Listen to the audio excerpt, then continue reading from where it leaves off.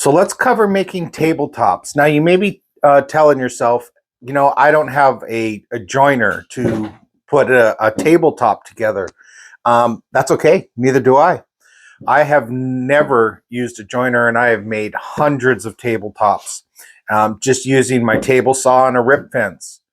It's really simple to do, even if you don't have a joiner.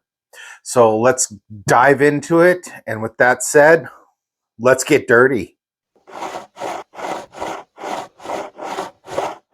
So for this build, I'm going to be using actual 2x reclaimed wood. This is actually 2 inches.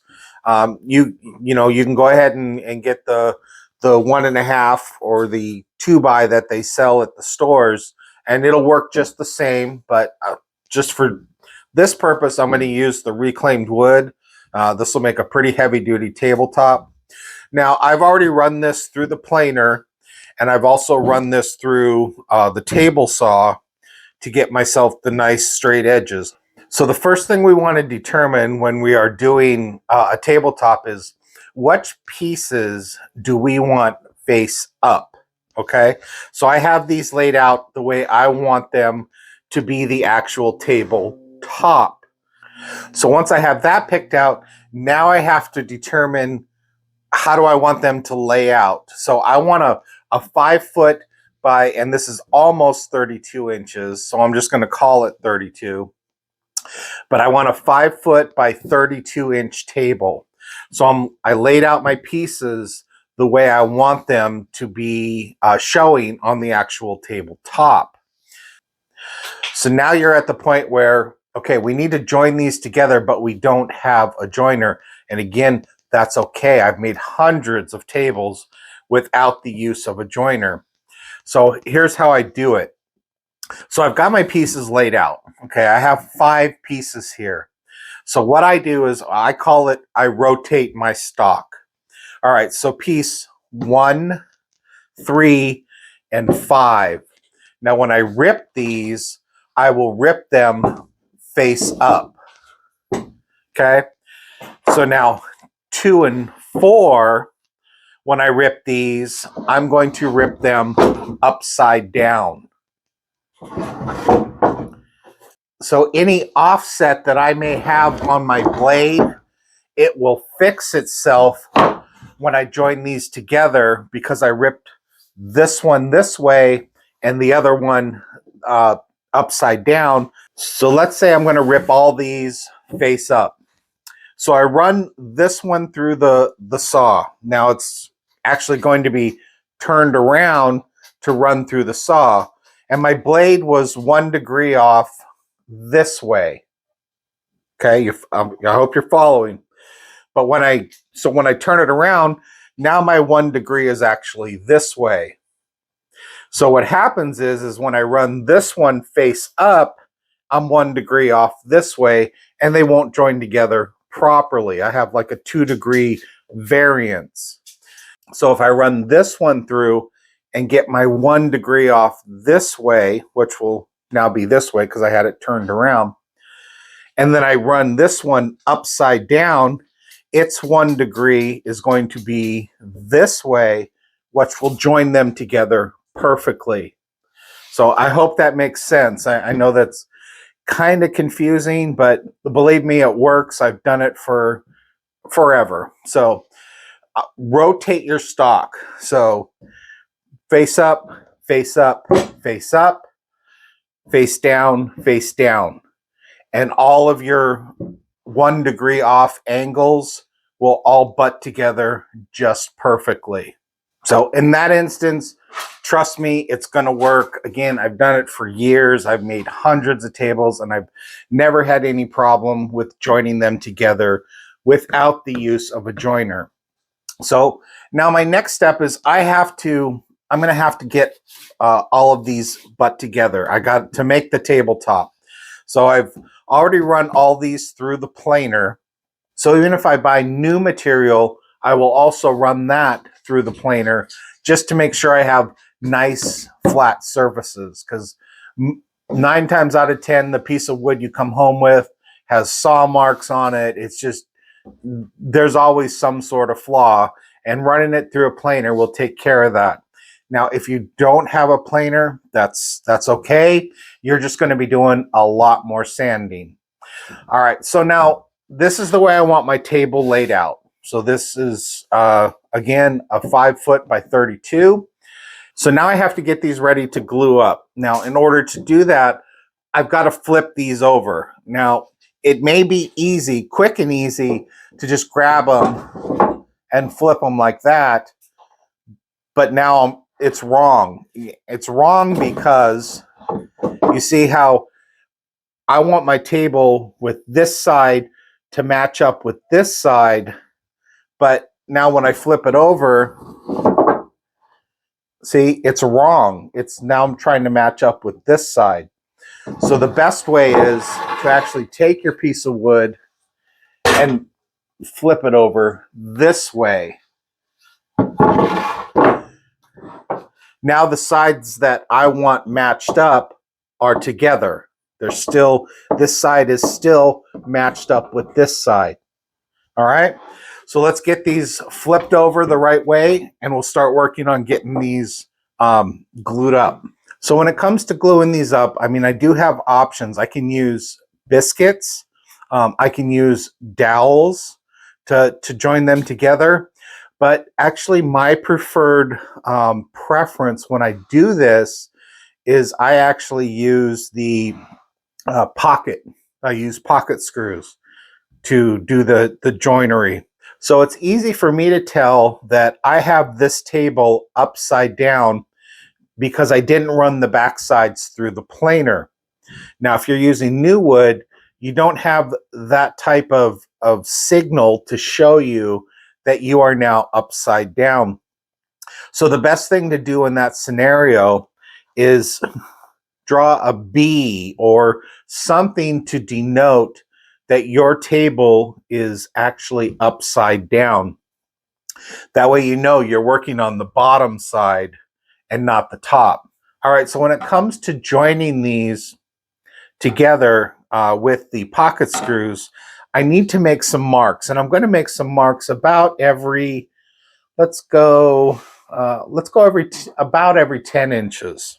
So I'm going to put my first mark towards the end of the table. Now I'm going to be using pieces 2 and 4 to do the joining. So I'm going to make marks where 1 meets 2 and 2 meets 3. And then again where 3 meets 4 and 4 meets 5. All right, so that tells me that I need to put a pocket hole here and here, here and here. And I have the mark on the piece next to it just to help me to line it up when the time comes that I glue it together. So I'm going to make the rest of the marks on these, and then we'll get the pocket holes cut in them. I've got all the marks in them. Now I'm just going to number these. So 1, 2, 3, 4, and 5. Because I'm going to be taking all this apart, and I want to make sure that I put it back together the way I had it when I had it sitting face up. So I don't want to get these pieces, you know, 2 and 4 are the exact same size. So I could actually get these backwards. Would it make a huge difference? Well, it depends on how you have your top laid out. I mean, if you got it laid out so that there's some certain marks in the wood that line up really nice and neat against the piece next to it, yeah, then yes, it will make a difference. But this way, I know that when I put it back together, it's going to go back together the same way that I had it when I had it face up. So I'm going to get these pocket holes cut, and then we'll start the glue up process. So there we go. I have all the pocket holes ready for screws. Again, I did piece 2 and 4. Now you don't have to put them on top of each other like I did. Just a preference for me. You're more than welcome to offset each one. So you got one here and you got one here. Completely your call. Now, what if I was only running 4 pieces instead of 5? So if I was running 4, I would do my 2 here and 1 here. Okay, so it's going into this one. So this one is going into this one, and this one is going into this one. Now I got my pocket holes spaced out. Actually turned out to be about a foot. But what I want to make sure is that I have the pocket holes about, what do I got here, about 4 inches from the ends on both sides. Okay, that's the important one. The rest are just helping hold it all together. So now we can go ahead. We're going to have to remove all these. So I'm going to keep them in order as I do. And then we'll get our clamps set up to start the glue down process. Okay, so I have them on the clamps now, and I got to tell you, thank goodness I numbered them because I actually started to put it together backwards. I had 1 over here and 5 over here. Luckily, this piece is a little shorter, and I noticed it was here instead of here, and that kind of alerted me as to I did something wrong. So I did.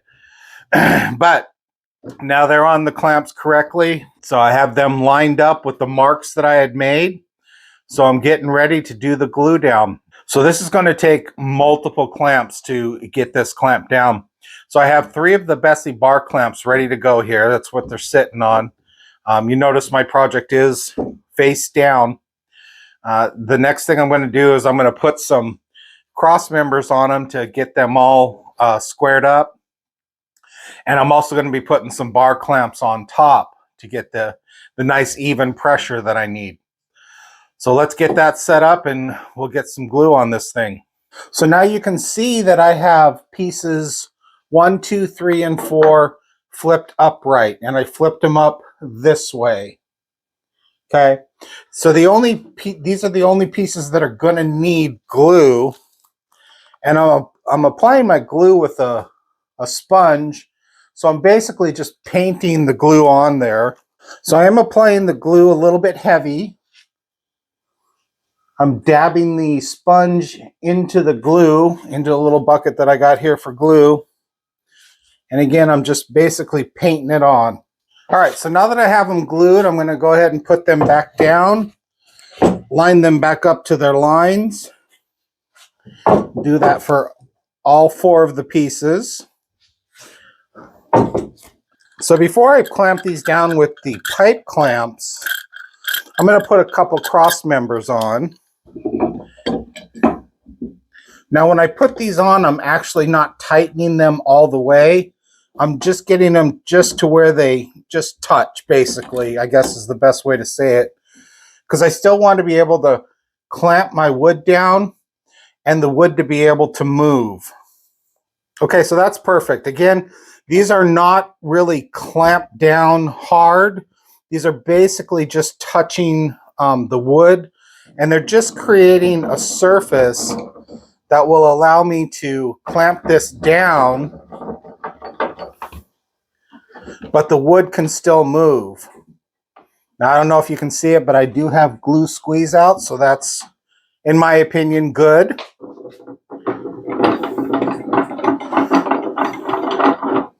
So now that I got the bar clamps clamped down, I'm just going to take my hand and just kind of run it underneath here, just to see if the tabletop itself is nice and flush, which, I mean, it is. It's really good. Cool thing about the bar clamps is they'll help you keep that nice and flush. All right, so I got this piece right here isn't really flush on the other side. It's about, I can feel about a 1/16 inch lip. So I'm going to try and fix that before the glue sets. So I'm just going to kind of release the tension. And then I'm going to use my cross member and one of these. Now, you can use a regular shim if you want, that's fine. But this is a tile spacer, a wall tile spacer, and it works great for doing what I need it to do here. So I just put that, so I'm just going to slide it underneath my cross member and then tighten it down. And then if I need to get a little bit more torque on it, I'll actually hammer it. So your objective is try to get as many flaws out of the top side as you can before the glue sets. That's just less sanding for you. So now I'm going to use some 2 1/4 inch pocket screws, and I'm going to go ahead and screw this whole thing together. Now, if you use dowelings or biscuits, you probably don't need to do this step, but I usually skip the biscuits and the doweling and just use my pocket screws. So I have the screws in for this side. Now I'm going to start threading the screws for the other side.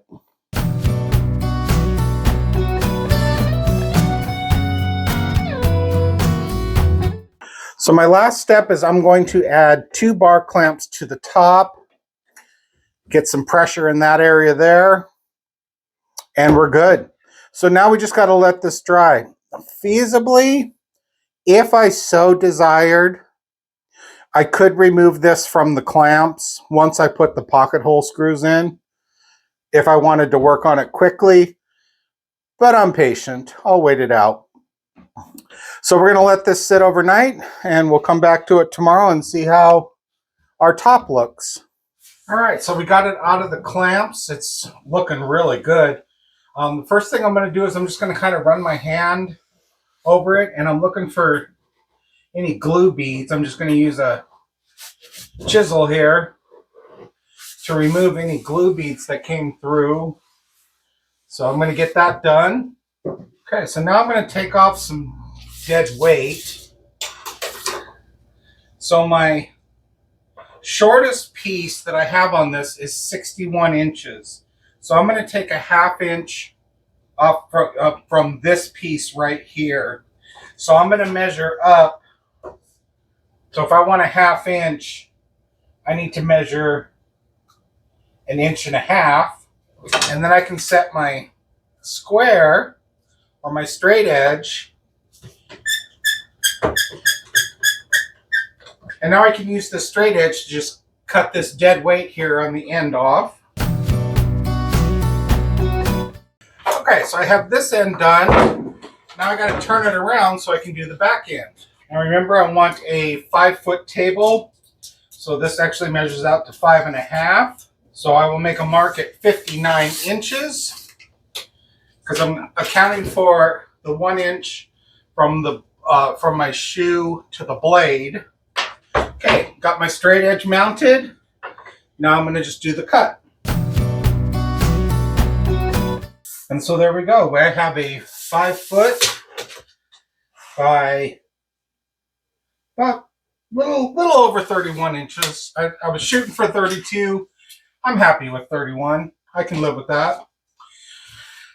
So now, yeah, it's time to sand. This one's going to take a while. So I'm going to get that started, and I'll be back. In case you're wondering, I'm hitting it with the 120 first. Okay, so I sanded this with 120, got it really smooth. Before I do my finish sand I'm thinking I'll probably do a 150. I want to fill in any holes or cracks or crevices. And remember, I told you I'm using reclaimed wood, which, you know, sometimes it has nail holes, and sometimes just from the weather, it's got some little flaws in it. Of course, you know, those flaws are pretty sought after when it comes to using reclaimed wood. But so what I do is I use the black hot glue and a 4-inch scraper. So like, okay, so there's a little hole right there. So I will actually fill it with the hot glue. And same with this little crevice here. Okay, so I got that one filled in. Got a little spot right here that I want to do. And I'm not really, oh, there's one. Fill that one in real quick. All right, so that, you know what, that looks good for now. So now what I do is I take my 4-inch scraper, and you gotta let it cool for just a little bit. And then I will just actually scrape the top off. Just like that. Probably should have let that cool just a little bit more, but You get the gist, right? So we let it cool completely, and then I just scrape the top off of it. And that will fill all of the little holes and cracks and stuff for me. So after I'm done with that, after I get all those, the top scraped off of those, I'm going to hit it with a 150. And then at that point, it is ready for putting a finish on. So, probably put a urethane on this one, an oil-based urethane. But so that's how I make my tabletops. Now, when it comes to the fill-ins, you may actually need them on new wood also, because sometimes there's little holes and stuff that you didn't see when you were buying it, and you want to fill in the little areas around the knots that might be missing. So it's pretty easy. Just like I said, I use the black hot glue and a 4-inch razor scraper, and just top them off, and then I'll sand it again and put my finish on. So again, that's how I make my tabletops. I don't have a joiner. I just use my table saw, and I use the pocket hole screw method on the bottom. Now again, this is my tabletops. Now I make my counter and my desk and my all the smaller, the 1x, different than I do my 2x. So I'll pump out a video for that, so I can show you how I do my smaller 1x table, or not tabletops, but you get it, the desktops and stuff that doesn't need a 2x. I hope you enjoyed this video. If you did, please like, subscribe, hit the bell icon to be notified of new episodes as they become available. If you have any questions, feel free to post them in the comments section. I will get to them as soon as I can. If you'd like to support my channel, I'll put a link in the description so you can make a donation. If you can't make a donation, I get it. But please feel free to share me on your social media sites. That is also a huge help. So until next time, keep it safe.